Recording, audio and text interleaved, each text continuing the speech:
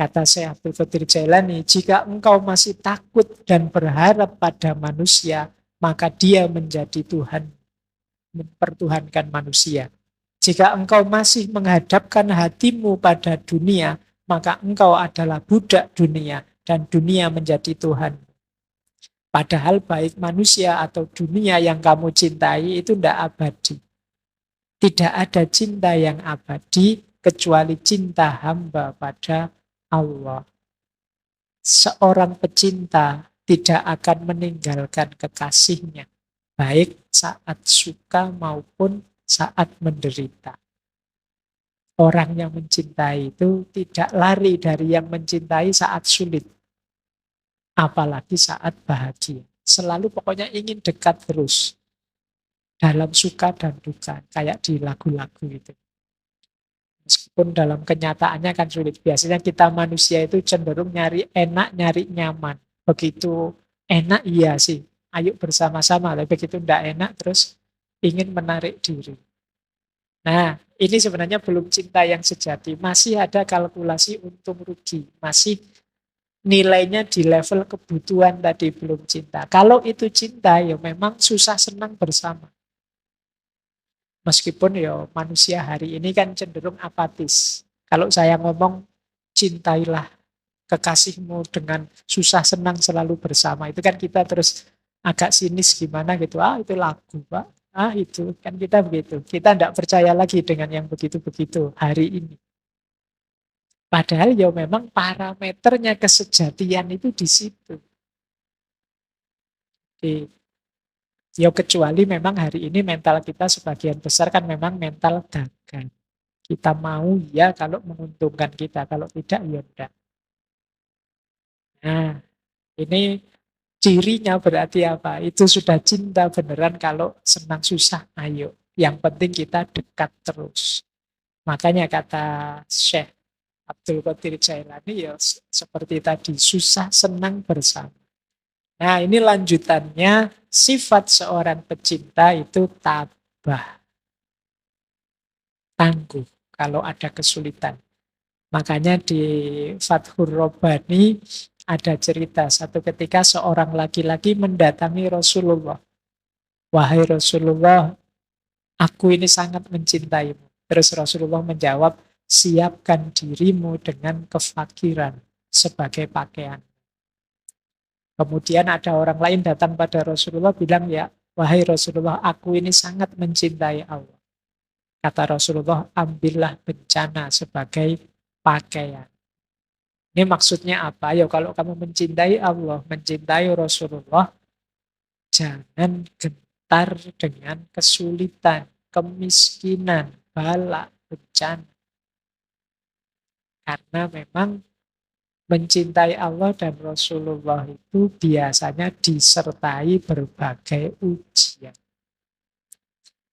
Karena cirinya orang mencintai itu ya diuji ketabahannya. Keseriusan orang yang mencintai itu kan ketika ada masalah. Ketika ada problem, ketika ada ujian. Kalau lancar-lancar saja sih tidak masalah. No problem. Begitu ada masalah nanti teruji. Ini cinta beneran apa nyari enaknya saja. Begitu ada masalah kok minggir lari. Kemarin-kemarin ketika asik tidak ada masalah. Sehari bisa setiap jam itu WA-nya bisa 40-50 WA. Tapi begitu ada masalah minggir dia. Ditelepon aja tidak diangkat. Nah, ini berarti masih belum sejati. Masih ingin enaknya sendiri, nyamannya sendiri. Dan Allah tahu benar. Makanya Rasulullah mewanti-wanti orang yang bilang mencintai ini, ya sudah. Kalau begitu kamu siap-siap fakir. Siap-siap menghadapi balak bencana. Bukan berarti begitu mencintai mesti miskin, mesti fakir. Enggak. Ujian akan datang. Bila perlu ujiannya itu ujian kekayaan, ujian kesuksesan. Yang membuatmu kadang-kadang lupa, khilaf, alfa. Kalau diuji kemiskinan mungkin malah sadar. Karena, aduh ya Allah, aku diuji dengan kemiskinan, mohon aku sabar. Itu lebih, orang kalau dalam bencana kan lebih mudah ingat Allah. Tapi kalau ujiannya kekayaan, biasanya lebih berat. Ujiannya kesuksesan lebih berat. Tapi yang jelas cinta kita pasti tidak akan tanpa ujian. Pasti ada ujiannya. Cirinya berarti tabah. Makanya di bagian lain, Fathur Rabbani, Syekh Abdul Qadir Jailani menyebut, janganlah engkau lari dari bala. Karena bersama bala ada kesabaran. Dan kesabar itu fondasi setiap kebaikan. Fondasinya kenabian, kerasulan, kewalian, kearifan, dan juga cinta adalah bala yang bersambung dengan sabar. Jika engkau tidak sabar atas bala, berarti engkau tidak punya fondasi. Mencintai Allah perlu ketabahan, perlu kesabaran. Dulu para nabi, para rasul, para wali juga semuanya begitu. Bekalnya sabar atas ujian dan kesulitan. Tidak menyerah. Untuk jadi kekasihnya Allah. Untuk bisa mencintai Allah, kita penting punya kualitas tabah dan sabar atas bala yang menimpa kita. Sifatnya pecinta adalah tanpa syarat. Kata Syekh Abdul Qadir Jailani, wahai para pendusta, engkau mencintai Allah ketika mendapat nikmat. Tetapi ketika mendapat bencana, engkau lari dari Allah, seakan-akan putus cinta dengan Allah. Seorang hamba diukur dengan ujian. Manakala tetap teguh engkau bersama Allah dalam musibah bencana, berarti engkau memang mencintai Allah.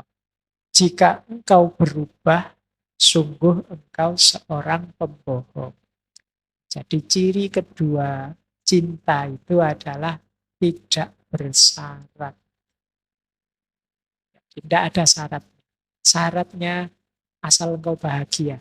Asal engkau ridho ya Allah. Kalau ini cinta pada Allah. Asal jangan usir aku dari dekatmu ya Allah.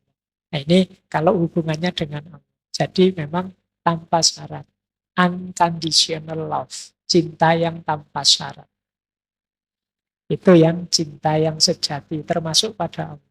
Jadi kalau masih ada jika, kalau, dengan syarat, aku mencintaimu asalkan kamu mau ini ya, asalkan kamu mau itu ya. Ini masih belum sejati. Saya tidak bilang itu bukan cinta, mungkin proses menuju cinta, tapi belum murni cinta. Masih ada perhitungan untung rugi.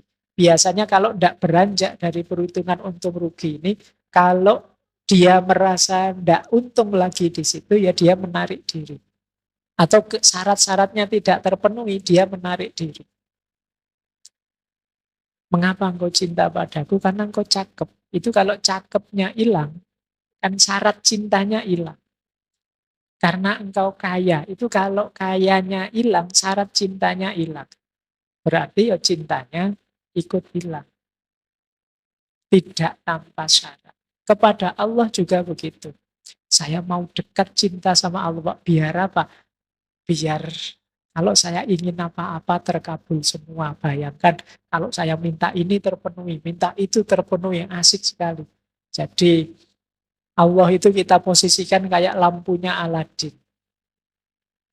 Kan di kisah 1001 malam itu kan ada simbol sindiran yang luar biasa pada kita namanya Aladin. Ini pengarangnya luar biasa 1001 malam itu tokohnya adalah Aladin, orang yang berpegang pada agama. Tapi tujuannya apa? Biar dapat lampu yang apapun keinginannya terpenuhi.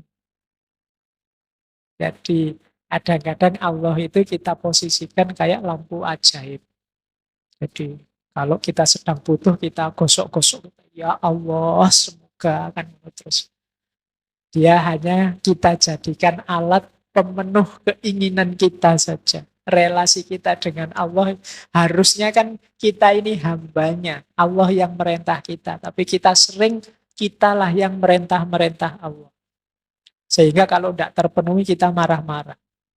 Ya Allah kan saya sudah minta cum laude, Mas. Masa lulusnya kok IP-nya cuma sekian? Apakah engkau tidak tahu maksudnya kumlot itu apa ya Allah? Jangan-jangan kamu begitu.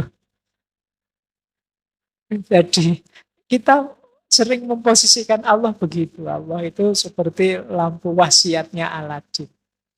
Nah, ayo latihan kita levelnya lebih tinggi sedikit. Hubungan kita dengan Allah dasarnya cinta.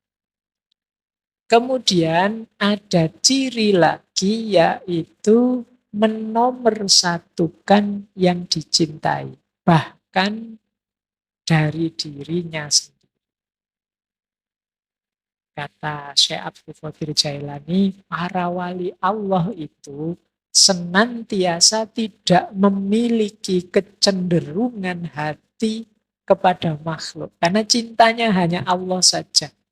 Mereka ini seperti orang peka, tuli, buta. Manakala hatinya dekat dengan Allah, mereka tidak mendengar siapapun kecuali mendengar Allah. Tidak melihat kecuali melihat Allah. Melihat dengan hati. Jadi tidak melihat hatinya kecuali melihat Allah. Melihat dengan hati itu berarti menyadari hadirnya Allah dalam dirinya. Mereka berada di antara jalal dan jamalnya Allah.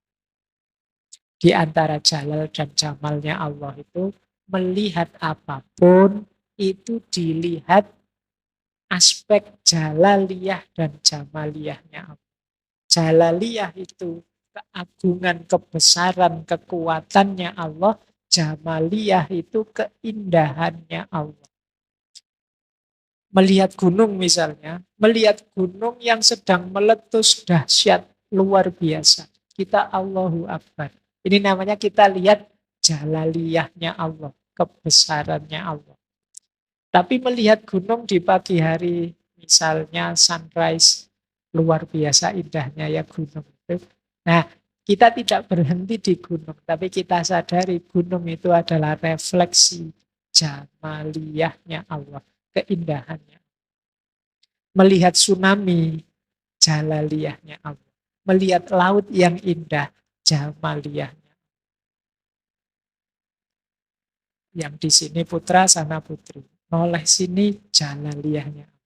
Noleh sana, jamaliyahnya. Karena saya cowok. Nanti kalau yang pembicaranya putri mungkin dibalik. Kalau lihat putra, jamaliyahnya Allah. Banyak yang ganteng-ganteng. Lihat yang putri, kebesarannya Allah. Dan lain sebagainya. Jadi seorang pecinta itu membaca segala sesuatu dari perspektif yang dicintai. Yang dicintai selalu nomor satu. Ketika kalian jatuh cinta misalnya, itu kan kalau jalan-jalan di mall misalnya nonton misalnya orang jual baju, terus kamu mikirnya wah eh, yang saya cintai itu Pak, sukanya baju warna hijau ini loh. Dia sukanya baju model. Jadi yang kamu pikir duluan yang dicintai.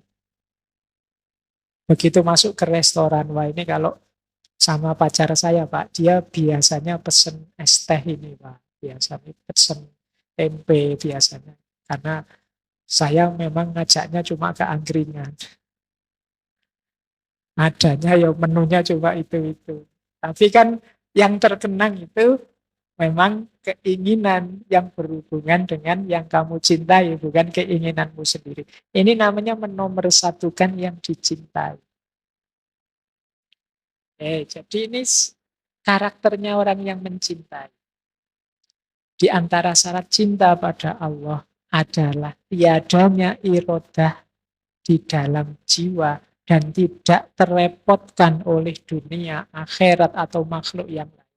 Satu-satunya orientasi hanya Allah saja. Bahkan para sufi itu misalnya dulu ketika kita mengkaji Robi'ah al-Adawiyah, bahkan surga dan neraka pun tidak lagi menggoda mereka. Satu-satunya target hanya Allah saja. Kan Robi'ah al-Adawiyah itu kan ada syairnya bahwa ya Allah, Engkau ciptakan neraka, berikan itu pada orang-orang yang memusuhi. Engkau ciptakan surga, berikan itu pada orang-orang yang mematuhi. Kalau aku, tidak usah engkau beri apa-apa, tidak apa-apa, asal engkau izinkan aku dekat selalu dengan. Itu Robi'ah al-Adawiyah. Jadi bukan neraka, bukan surga tujuanku, tapi engkau ya Allah. Itu kan hidup ini sepenuhnya lillahi ta'ala, hanya untuk Allah saja. Nah ini gaya seorang pecinta, yang dinomorsatukan yang dia cintai saja. Nah, diilustrasikan oleh Syekh Abdul Qadir Jailani di salah satu bagian kitab Fathur Rabbani itu beliau mengutip kisahnya Laila Majnun. Jadi kalimat lengkapnya begini, wahai orang yang mencintai Allah, cintamu tidak sempurna sampai engkau bersungguh-sungguh menjadikannya sebagai kewajiban. Segala yang engkau lakukan adalah sepenuh perhatian. Jadi sepenuhnya untuk Allah saja. Bahkan kayak kewajiban. Mungkin teman-teman tanya, Pak, dalilnya mana, Pak? Wajib mencintai Allah. Itu misalnya kalian tanya begitu. Kata Syekh Abdul Qadir Jailani, pokoknya ayo kita jadikan mencintai Allah itu sebagai kewajiban. Biar ada dorongan. Meskipun cinta itu, kewajiban itu levelnya di bawah cinta, tapi menuju ke sana, ayo kita agak menekan diri kita untuk sampai ke sana. Jadikan dirimu seperti orang yang gila kepada Laila. Ini analoginya kayak yang kita kaji dulu, cerita Laila Majnun.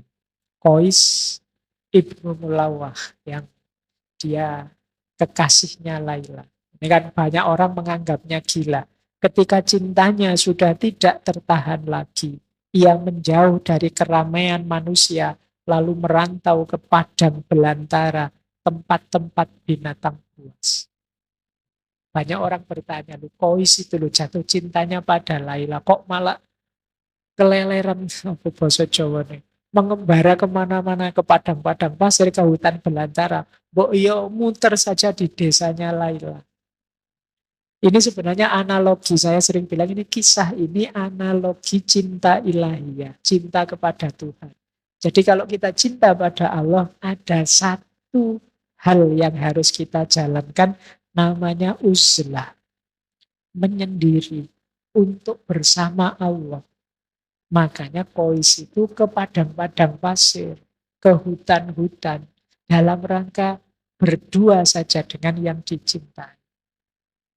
Ini sebenarnya simbolisme dari uzlah. Ia menjauh dari keramaian manusia, mengasingkan diri, menjauh dari pujian atau celaan manusia.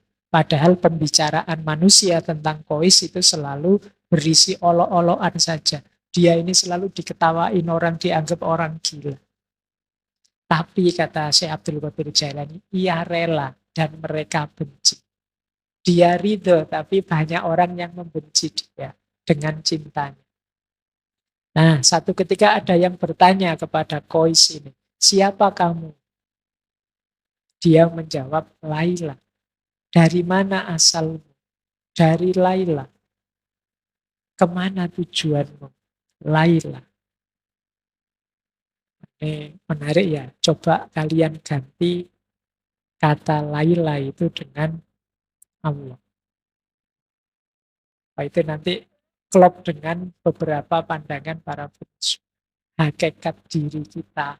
Kalau yang paling dalam itu kan wanafakho fihi min ruhi, ada unsur ilahiyah. Maka aku yang sejati itu Laila. Yang ini ketika diucapkan oleh beberapa sufi secara vulgar, oleh orang yang tidak paham dianggap sesat. Dari mana asalmu Laila? Asal kita kan dari Allah, dan kamu mau kemana Laila? Kembali pada Allah. Inna lillahi wa inna ilaihi roji'un. Jadi Qais ini diajak ngobrol apapun tidak nyambung. Dia nyambung kalau diajak ngobrol semacam ini. Kata Syekh Abdul Qadir Jailani, dengan demikian telah nyata bahwa Qais ini buta selain pada Laila. Dia tuli dari pembicaraan selain suaranya Laila. Jadi kalau tidak ada hubungannya dengan Laila, dia enggan. Orang yang mencintai Allah juga begitu. Kalau tidak ada hubungannya dengan Allah, dia menghindar. Nah, ini syaratnya tadi. Terus perlu juga menurut saya sampaikan kualifikasi-kualifikasi yang dianggap utama bagi seorang pemimpin Jawa. Seorang pemimpin juga dituntut untuk menghidupkan rasa. Karena ciri nalar Jawa, ciri cara hidup Jawa itu ada titik tekan pada dunia batin atau dunia rasa. Saya ambil contoh teori kecil dari Ki Ageng Suryo Mentaram tentang menguasai rasa, atau kalau pakai istilah beliau, menguasai raos gesang. Raos gesang itu rasa hidup. Pemimpin harus punya ini. Selain moralitas, dia harus rasanya hidup. Rasa itu apa ya? Kalau dalam dunia ilmiah ya, kalau bahasa Indonesia rasa itu agak susah mengepaskannya karena rasa sering dihubungkan dengan makanan. Tapi rasa, semacam intuisi, semacam nurani, itu hubungannya dengan rasa. Kalau menurut Ki Ageng Suryo Mentaram, raos gesang itu paling tidak yang utama ada 4. Dia akan muncul sebagai orang yang punya rasa hidup kalau punya 4. Yang pertama apa? Bisa rumangsa dan ojo rumangsa bisa. Ini teman-teman yang Jawa mestinya sering mendengarkan istilah ini. Bisa rumangsa, ojo rumangsa bisa. Bisa merasakan dan jangan merasa bisa. Bisa merasakan itu kalau bahasa ilmiahnya mungkin empati. Bisa memposisikan diri kita di posisinya orang lain sehingga kita bisa membayangkan rasa yang dia rasakan sekarang. Seandainya dalam situasi pandemi ini aku adalah dia yang sedang terkena virus corona, mestinya aku panik luar biasa, mestinya aku gelisah, mestinya aku mungkin ada rasa takutnya menulari orang lain. Nah, itu namanya bisa rumongso. Jadi terus lahirnya apa? Kita sayang, kita berempati pada yang mengalami. Kita turut merasakan. Jadi bisa rumongso. Pemimpin harus bisa begitu. Perspektifnya pemimpin harusnya perspektifnya yang dipimpin. Seandainya aku rakyat yang sekarang cari makan susah, yang di PHK, yang tokonya tutup, yang jadi korban corona, dan seterusnya. Pemimpin harus bisa mengempati, memposisikan dirinya di posisinya rakyat. Ini namanya bisa rumongso. Sehingga nanti keputusan-keputusan yang diambil, kebijakan-kebijakan yang diambil, kebijakan yang empatik, berpihak pada rakyat, bukan kebijakan yang perspektifnya dirinya sendiri, visi dan keinginan-keinginan pribadinya, tapi visi dan keinginan yang dia pimpin. Itu namanya bisa rumongso. Kebalikannya rumongso bisa. Rumongso bisa ini ya orangnya tidak bisa empatik. Dia merasa kebenaran itu adanya hanya dalam dirinya saja. Akhirnya merasa sombong. Menganggap orang lain semua harus ikut kebenarannya. Ini orang yang rumongso bisa. Padahal mungkin dia tidak terlalu mampu, tapi menganggap dirinya mampu. Nah, itu rumongso bisa, merasa bisa. Maka pemimpin harus bisa rumongso dan tidak rumongso bisa. Orang yang rumongso bisa itu adalah orang yang tidak mau belajar. Terus yang kedua, untuk menguasai raos gesang butuh angrosowani. Angrosowani itu punya rasa keberanian.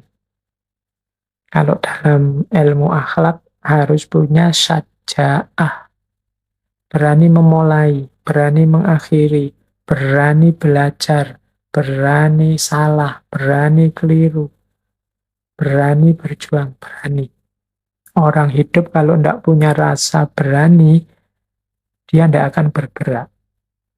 Dia akan cari sudut aman hidupnya, dia akan berlindung di balik zona nyaman kesehariannya. Ini ciri orang yang tidak angrosowan. Kalau pemimpin tidak punya keberanian, ya yang dipimpin pada akhirnya akan merosot, tidak bisa maju. Kepemimpinannya tidak membawa perubahan apa-apa. Wong perubahan itu kan butuh keberanian. Maka seorang pemimpin harus berani melakukan inovasi-inovasi, terobosan-terobosan. Tidak takut dengan resikonya. Kalau takut dengan resikonya, ya tidak jalan-jalan. Berarti dia tidak angrosowani, tidak berani. Kemudian, seorang pemimpin juga harus angroso kleru. Berani merasa mengakui bahwa dirinya salah, kalau memang salah. Jadi manusia itu sangat wajar kalau dia punya kesalahan atau melakukan kesalahan. Justru tidak manusiawi kalau orang menganggap dirinya benar terus. Sekali-sekali orang itu ya pasti punya salah. Nah, manusia yang utama itu punya angroso kleru. Dia sadar dan mau ngaku kalau pas dia salah. Orang yang tidak punya angroso kleru, ini nanti jadi orang yang tidak bisa jadi lebih baik. Hidupnya statis. Hidup kita itu jadi lebih baik kan ketika yang salah-salah kita luruskan, yang salah-salah kita benarkan. Cuma kalau tidak mau ngaku salah, ya tidak akan berkembang, mandek. Jadi angrosowani sama angroso kleru itu rasa yang harus hidup dalam diri kita, karena kalau tidak, kita tidak akan jadi lebih baik.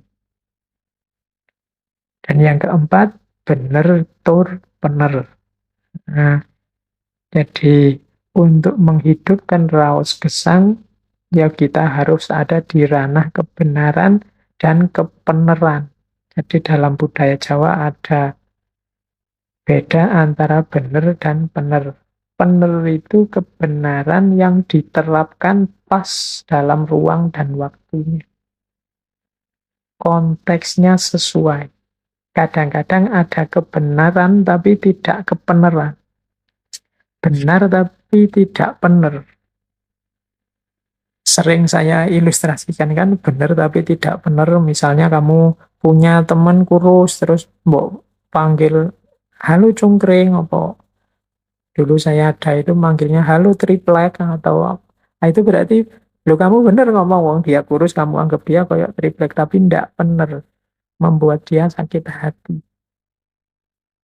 Jadi kebenaran harus diungkapkan secara benar dengan jalan yang benar pada ruang, waktu, dan situasi yang benar. Baru dia disebut benar. Oke, kalau teman-teman mengikuti diskusi kadang-kadang di TV-TV, itu banyak orang bertukar kebenaran. Bertukar kebenaran itu ini ngomong A, ini ngomong B. Kedengarannya beda-beda. Tapi kok kadang-kadang kita bingung, ini kok benar semua sih? Ya, kalau diukur dari benar mungkin ya bisa benar semua, tapi benar beda lagi. Benar itu pas enggak dia kalau digunakan? Cocok enggak untuk situasinya? Itu namanya benar. Nah ini kok kualifikasi pemimpin. Dari beberapa bacaan saya simpulkan ideal yang sangat diinginkan dalam tradisi Jawa, seorang pemimpin itu adalah stabilitas moralnya yang pertama. Di stabilitas moral itu dia, kalau bahasa agama, akhlaknya harus tegak dulu. Ini kalau saya simpulkan dari banyak sumber. Di catatan saya ada beberapa istilah yang sering sekali muncul sehubungan dengan moralitas seorang pemimpin. Di catatan saya ada 5. Yang pertama, ojo gumunan. Yang kedua, ojo kagetan. Yang keempat, ojo dumeh. Yang ketiga, ojo dumeh. Yang keempat, prasojo. Yang kelima, manjing ajur ajer.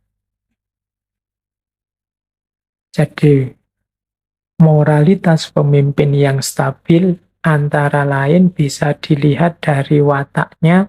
Pertama, ojo gumunan. Ojo gumunan itu tidak mudah gumun. Gumun itu kagum dengan sesuatu.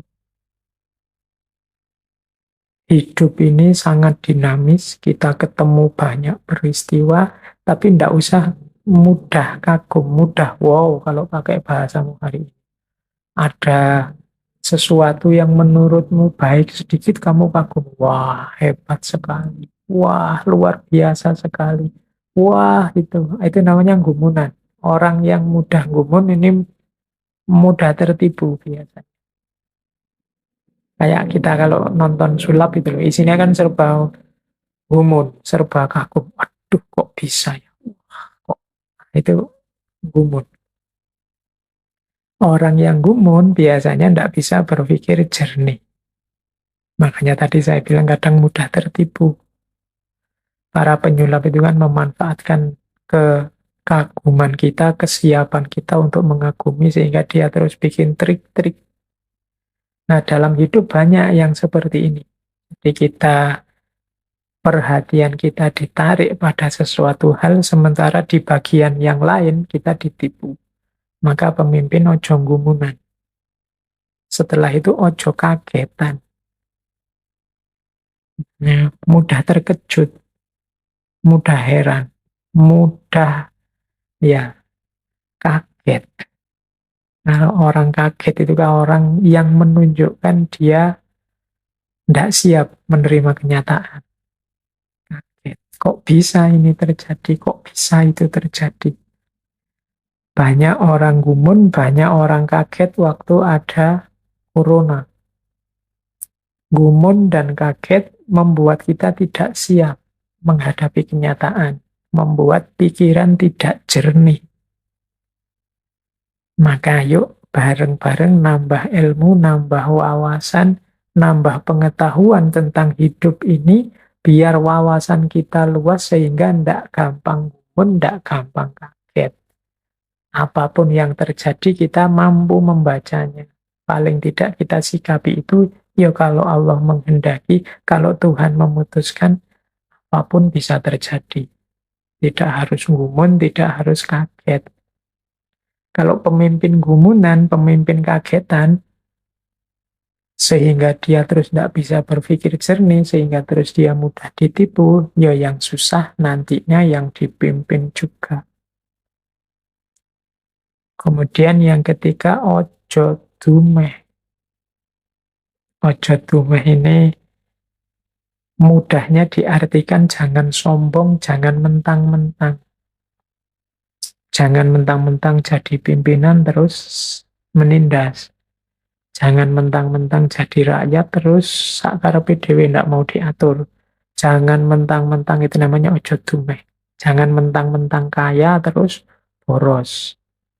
Jangan mentang-mentang pinter terus minderi yang lain.